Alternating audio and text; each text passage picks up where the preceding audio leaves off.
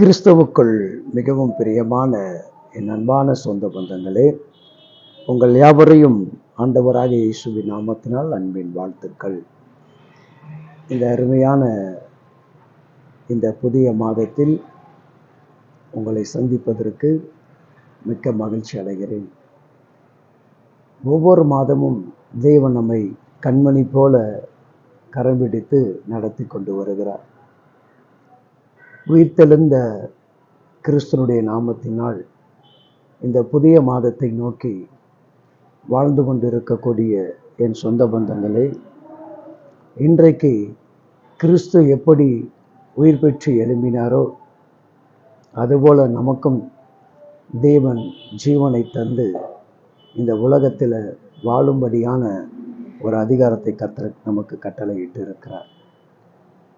கடந்த மாதங்களில் உங்கள் வாழ்க்கையில் ஏற்பட்டிருக்கிற தோல்விகள், சில இழப்புகள், சில போராட்டங்கள், சில மனக்கசப்புகள் எல்லாவற்றுக்கும் மாற்றத்துக்குண்டான இந்த மாதமாக இருக்கும் என்று சொல்லி நம்ம மிகுந்த பிரயாசப்பட்டு இந்த மாதத்தை எதிர்நோக்கி நாம் காத்திருக்கிறோம்.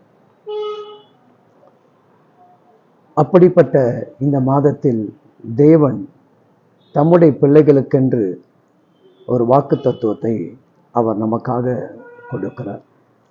அவருடைய சமூகத்தில் ஜெபித்து துதித்து தேவனிடத்தில் தேவ வார்த்தைகளை கேட்கும் பொழுது அவர் இந்த மாதத்துக்குண்டான வார்த்தைகளை வசனத்தின் மூலமாக அவர் உறுதிப்படுத்தி கொடுத்தார். அந்த வார்த்தைகளை நான் இப்பொழுது உங்களிடத்தில் சொல்ல நான் பிரயாசப்படுகிறேன். சங்கீதம் 118 அதிகாரம் 17வது வேத வசனம் இவ்விதமாக சொல்லுகிறது: நான் சாவாமல் பிழைத்திருந்து கர்த்தருடைய செயல்களை விவரிப்பேன். என்னுடைய வாழ்க்கை உயிரோடு கூட இருக்கிறது என்று சொன்னால், இன்றைக்கு நான் ஜீவனோடு கூட இருக்கிறேன் என்று சொன்னால், என் கர்த்தருடைய அற்புதங்களையும் என் கர்த்தருடைய அதிசயங்களையும் நான் விவரித்து சொல்லக்கூடியவனாக இந்த மாதத்தில் இருக்க வேண்டும். என் அன்பு தெய்வ பிள்ளைகளே, கர்த்தர் என்னை சாவுக்கு அவர் ஒப்பு கொடுக்கல.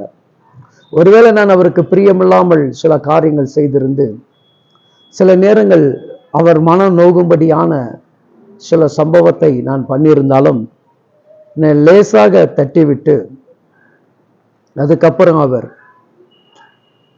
என்னை மறுபடியும் அவருடைய அன்பை உணரும்படியாக, அவர் செய்திருக்கிற நன்மைகளை அறிந்து கொள்ளும்படியாக என் தேவன் எனக்கு கிருபை பாராட்டுகிறார். ஒவ்வொரு மனுஷனுடைய வாழ்க்கையில நீங்க எண்ணி பார்க்கும் பொழுது சாவை நோக்கி நிறைய பேர் நம்ம பயணிக்கிறோம்.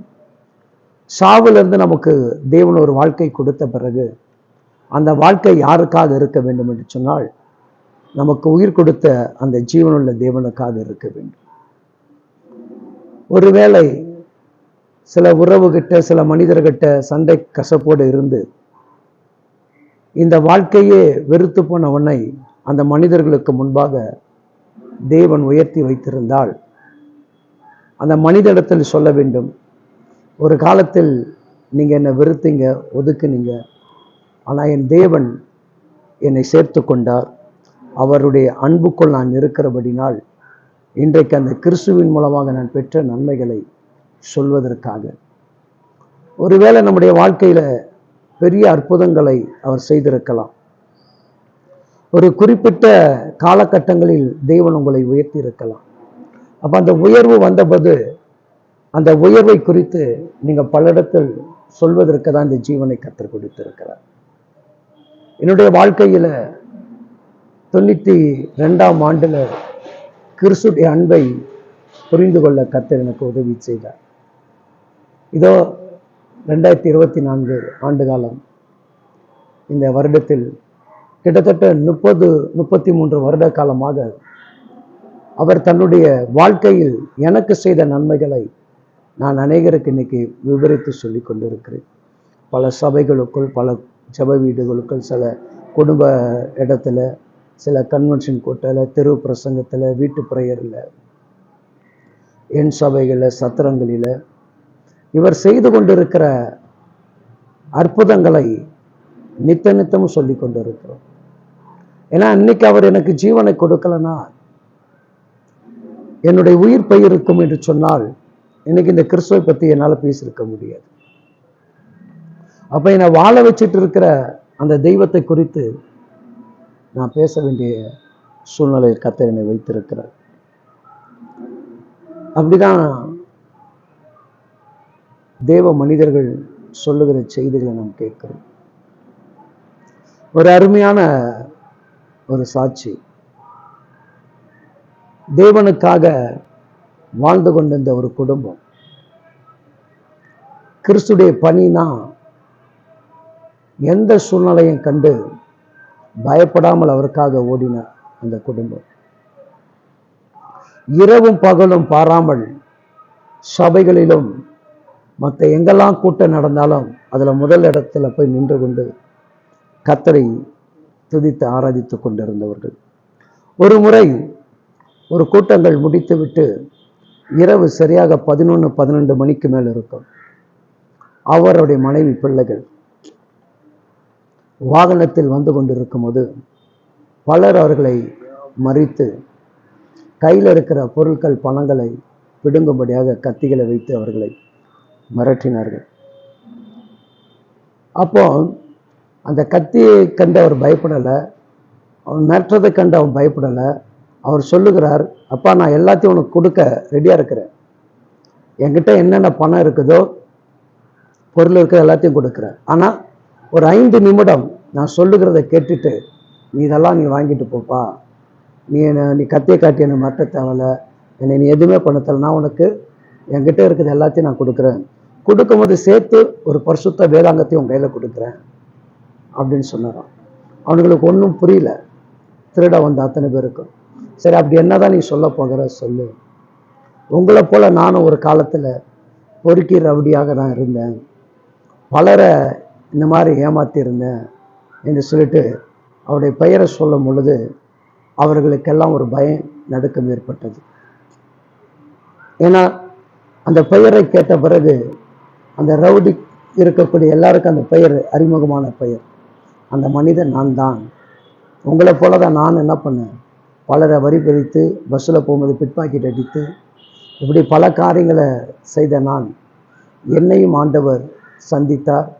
அந்த நாளில் இந்த நிமிடம் வரைக்கும் அவர் என்னை திருடனாக இருந்தவன், பொறுக்கியாக இருந்தவன், பலரை ஏமாற்றி கொண்டிருந்தவனை இன்றைக்கு என்னை நல்லவனாக மாற்றி என்னை சாவிலிருந்து என்னை மீட்டெடுத்து என்னை எல்லாரும் அடித்து ரயில்வே கேட்டில் தூக்கி போட்டு போயிட்டாங்க, என் உயிர் போயிடுச்சு, செத்துட்டேன்னு சொல்லிட்டு போனாங்க, ஆனால் என்னை கடவுள் காப்பாற்றி இன்றைக்கு ஜீவனோடு வைத்திருக்கிறார்.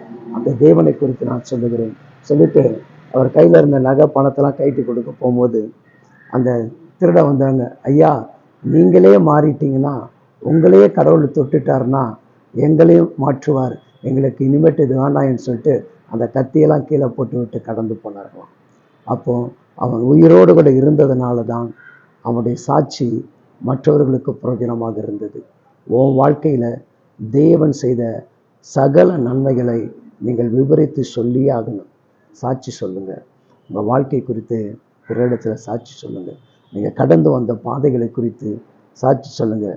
ஒருவேளை சபைகளை கூட மறந்துருக்கலாம், சபையில் கூட நீங்கள் என்ன பண்ணுங்கள், அந்த ஞாயிற்றுக்கிழமை வரும்பொழுது சொல்லுங்கள், உங்கள் கடந்த கால வாழ்க்கையில் இந்த ப்ரெசண்ட் இன்னைக்கு இருக்கிற நாட்களுடைய வாழ்க்கையிலும் என் தேவன் கொடுத்த ஈவென்று சொல்லி பாருங்கள், கர்த்தர் கிரியை செய்வார். ஜெபிப்போமா? மகா பரிசுத்தம் இரக்கமுள்ள எங்கள் அன்பு தகப்பனே, இந்த அருமையான இந்த மாதத்தில் என்னை சாவுக்கு ஒப்பு கொடுக்காதபடி என்னை மீட்டு கொண்ட தேவனே, நீர் மீட்டெடுத்த இந்த மீட்பை குறித்து, என் வாழ்க்கையில் செய்த நன்மைகளை குறித்து நான் அநேகருக்கு சாட்சிகளை சொல்வேன். அநேகருக்கு நான் பிரயோஜனமுள்ள மகனாக மகளாக மாறுவேன். எண்ணற்ற அற்புதங்கள் அதிசயங்களை எங்கள் வாழ்க்கையில் செய்திருக்கிறீங்க. எத்தனையோ முறை மரணங்கள் எனக்கு நேரிட்டது, கடனினாலும் வியாதினாலும் கட்டுகளினாலும் போராட்டத்தினாலும் பிரச்சனையினாலும் எவ்வளோ நுகங்களை சுமக்கும் போதெல்லாம் என்னை எதுக்கு ஒப்பு கொடுக்காதபடி என்னை மீட்டு கொண்டு எனக்கு மறுவாழ்வு கொடுத்த என் மகிமையின் தேவனை உம்மை குறித்து நான் பேசுவதற்கு ரொம்ப பிரயாசப்படுகிறேன். அதற்கேற்ற கிருபைகளும் வல்லமைகளையும் கொடுத்து எங்களை நடத்துங்கப்பா. தகப்பனே, இந்த மாதத்துல உமது அன்பு பிள்ளைகளை அடியான் வாழ்த்துகிறேன், அவர்களை ஆசீர்வதிக்கிறேன். நீங்கள் அதற்குண்டான தகுதியும் கிருபையும் தந்திருக்கிறபடினால் நேரலையில் பார்க்கிற பிள்ளைகள், திருச்சபை மக்கள்கள், பல லட்ச ஜனங்கள் இந்த மாதத்துக்குண்டான வார்த்தைகளை கேட்கிற ஒவ்வொரு அன்பு தம்பி தங்கைமார்களுக்கு, தாய் தகப்பனுக்காக, பேர பேத்திகளுக்காக, சிறுவர் சிறுவர்களுக்காக, வாலிப தம்பிகளுக்காக எல்லாவற்றையும் நான் ஆசீர்வதிக்கிறேன்ப்பா. மனதார அவர்களை வாழ்த்தி ஆசீர்வதிக்கிறேன். அவர்களுக்கு எண்ணற்ற அற்புதங்களை செய்யுங்க, அதிசயத்தை செய்யுங்க. அவங்க வாழ்க்கையில சந்தோஷம், சமாதானம், சுக பலன், ஜீவன், பாதுகாப்பு, கிருபைகள் பழுகி பெருகட்டும். ஒரு குறைவுகள் இல்லாதபடி பூரண நிறைவுள்ளவர்களாக அவர்களின் சாமி வைத்து ஆசீர்வதிப்பீராக, ஆசீர்வதிப்பீராகப்பா. அப்படியே உடைய பிள்ளைகள் ஆசீர்வதிக்கப்பட்டவர்களாக இருக்கட்டும். இயேசு கிறிஸ்துவின் இரத்தத்துக்குள் வைத்து செபிக்கிறோம் எங்கள் ஜீவனுள்ள நல்ல பிதாவே. ஆமென், ஆமென். அன்பு தேவ பிள்ளைகளே, இந்த மாதத்தில் கர்த்தர் செய்ததை சொல்லுங்கள். கர்த்தர் உங்களுக்கு யாவையும் செய்து முடிப்பார். God bless you.